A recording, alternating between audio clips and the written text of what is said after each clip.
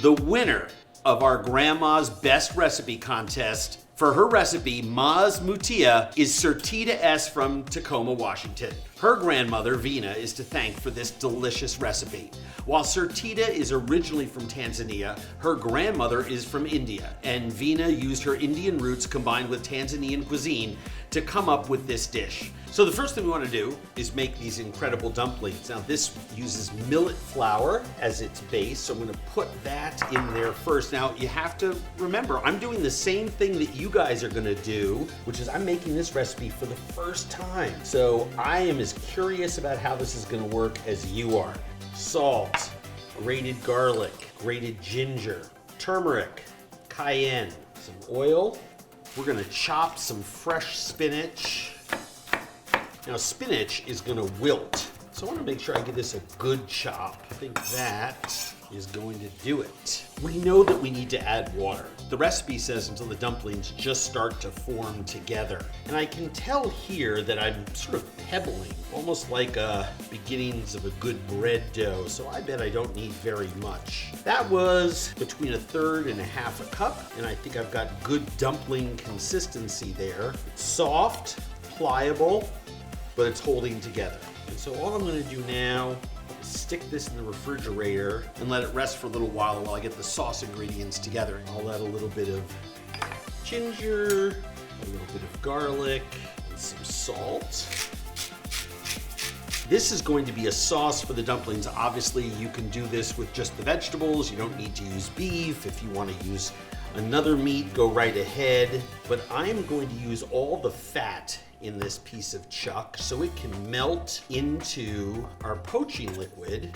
It's going to help season the meat, and fat is flavor. Our water is boiling, so in goes our beef. Make sure all those pieces are simmering separately. 10 minutes, 15 minutes tops, we cook that till it's tender. Meanwhile, we'll start the other part of the sauce.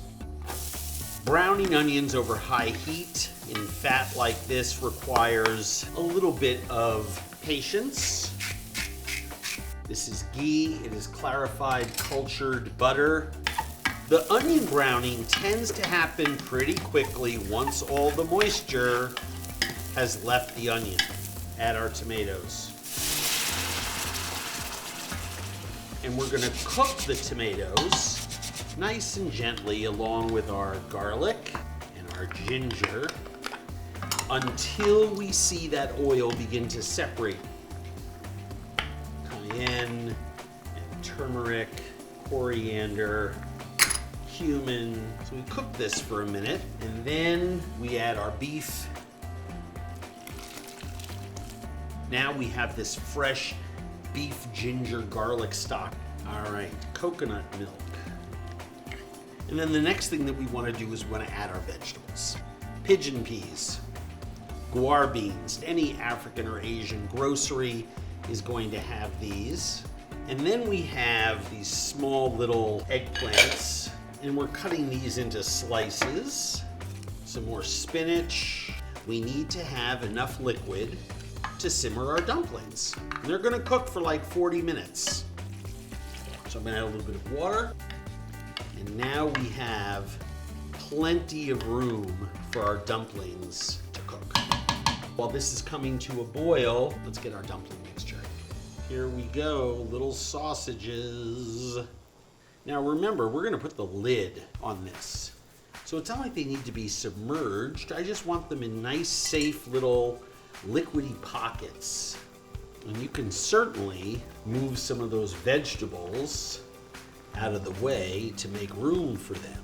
So our dumplings are in there. I'm just gonna put the lid on that and we'll let those cook for 25-30 minutes before we check on them and just make sure everything is going okay. After 40 minutes, this is looking fantastic and smelling even better. We want to season it. I want a little bit of citrus to bring this alive too, so a little squeeze of lime. And we are going to stir in a few tablespoons of coconut cream, incorporate it into the middle, and then just gently stir it around. And now, some of that gorgeous braise into the middle of our bowl. 2 dumplings in there. Let's give 3 as a portion and perch 1 beauty on top. Just a little cilantro. These are some peppers that I just fried in a little bit of ghee. And that right there is the finished product. Nice work, Surtida.